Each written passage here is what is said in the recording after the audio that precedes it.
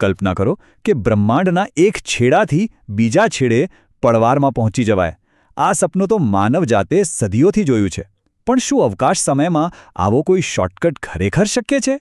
ચાલો આજે આપણે વર્મ હોલની આ રહસ્યમય અને રોમાંચક દુનિયામાં થોડું ઊંડા ઉતરીએ.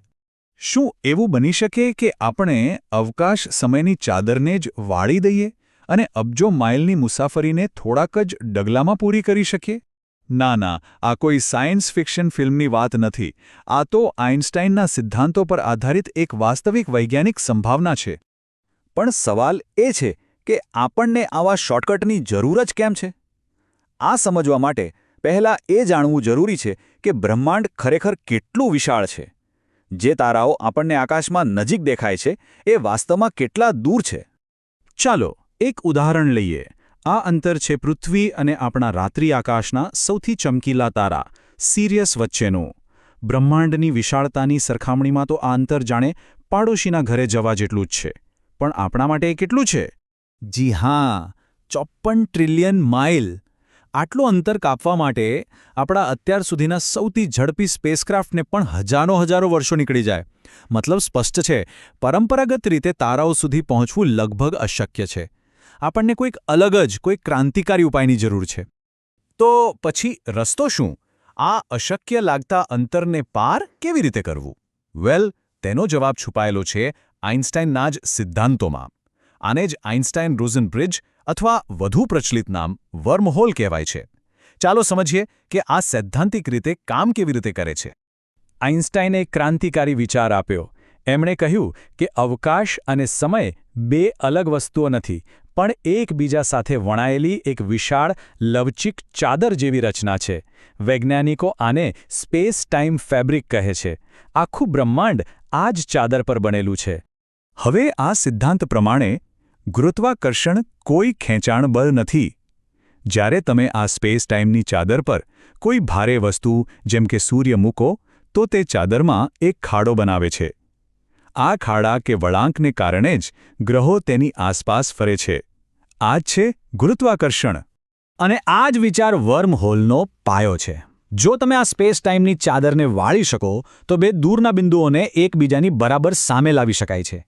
અને પછી બસ એ બંને વચ્ચે એક સીધી ટનલ બનાવી દો. આ ટનલ જ વર્મહોલ છે, જે લાખો વર્ષોની મુસાફરીને કદાચ થોડી ક્ષણોમાં ફેરવી શકે છે. અહીં સુધી તો બધું જ એકદમ રોમાંચક અને પરફેક્ટ લાગે છે, નહીં? પણ વિજ્ઞાન એટલું સરળ નથી.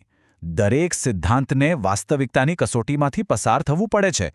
અને વર્મહોલના આ સુંદર સિદ્ધાંતમાં એક બહુ મોટી સમસ્યા છે. જો સિદ્ધાંત આટલો સ્પષ્ટ છે તો પછી આપણે હજી સુધી વર્મહોલ કેમ નથી બનાવી શક્યા? કેમ આપણે તારાઓની મુસાફરી નથી કરી રહ્યા? કારણ કે અહીં જ આખી વાર્તામાં એક મોટો અને ગંભીર વળાંક આવે છે. અને એ સમસ્યાનું નામ છે ગુરુત્વાકર્ષણનું સંકોચન. વિડંબણા એ છે કે વર્મહોલનો સૌથી મોટો દુશ્મન એ પોતે જ છે. જે ક્ષણે વર્મહોલ બનશે તેના પોતાના જ અત્યંત તીવ્ર ગુરુત્વાકર્ષણને કારણે તે તરત જ પોતાની જાતને સંકોચીને બંધ થઈ જશે. અને આ સંકોચન એટલું ઝડપી હશે, પ્રકાશની ગતિ કરતાં પણ વધુ ઝડપી. મતલબ કે કોઈ સ્પેસશિપ તો શું, પ્રકાશનું એક કિરણ પણ તેમાંથી પસાર થઈ શકે નહીં. તો શું વર્મહોલનો વિચાર અહીં જ પૂરો થઈ ગયો? શું આ સપનું ક્યારે સાકાર નહીં થાય? ના, એટલી જલ્દી નહીં.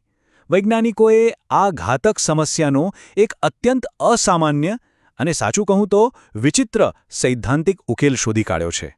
આ જાદુઈ ઉકેલનું નામ છે એક્ઝોટિક મેટર. હવે આ કોઈ સામાન્ય પદાર્થ નથી જે આપણી આસપાસ જોવા મળે. આ એક એવો સૈદ્ધાંતિક પદાર્થ છે જેની પ્રકૃતિ આપણા બ્રહ્માંડની દરેક વસ્તુથી બિલકુલ વિપરીત છે. તેની સૌથી મોટી ખાસિયત? તેની પાસે નકારાત્મક ઉર્જા છે. ચાલો સરખામણી કરીએ. સામાન્ય પદાર્થ જેમ કે તારા, ગ્રહો, આપણે બધા ગુરુત્વાકર્ષણ દ્વારા વસ્તુઓને અંદરની તરફ ખેંચે છે. આ જ વર્મહોલના સંકોચનનું કારણ છે. પણ તેની બરાબર વિરુદ્ધ એક્ઝોટિક મેટર નકારાત્મક દબાણ ધરાવે છે. તે એન્ટી-ગ્રેવિટીની જેમ કામ કરે છે. વસ્તુઓને અંદર ખેંચવાને બદલે બહારની તરફ ધકેલે છે. તો આનો અર્થ શું થયો? એનો અર્થ એ છે કે જો આપણે કોઈક રીતે વર્મહોલની ટનલની દિવાલો પર આ એક્ઝોટિક મેટરનું અસ્તર લગાવી શકીએ તો તેનું બહારની તરફનું દબાણ ગુરુત્વાકર્ષણના અંદરના ખેંચાણને સંતુલિત કરી દેશે. તે એક થાંભલાની જેમ કામ કરશે જે ટનલને તૂટી પડતી અટકાવશે અને તેને મુસાફરી માટે ખુલ્લી રાખશે. તો ચાલો બધા ટુકડાઓને જોડીએ. એક સ્થિર, પસાર કરી શકાય તેવો વર્મહોલ બનાવવા માટે 3 મુખ્ય વસ્તુઓની જરૂર છે. 1.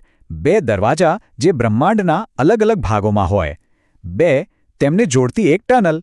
અને 3. અને સૌથી મહત્વનું, એ ટનલને ખુલ્લી રાખવા માટે એક્ઝોટિક મેટર.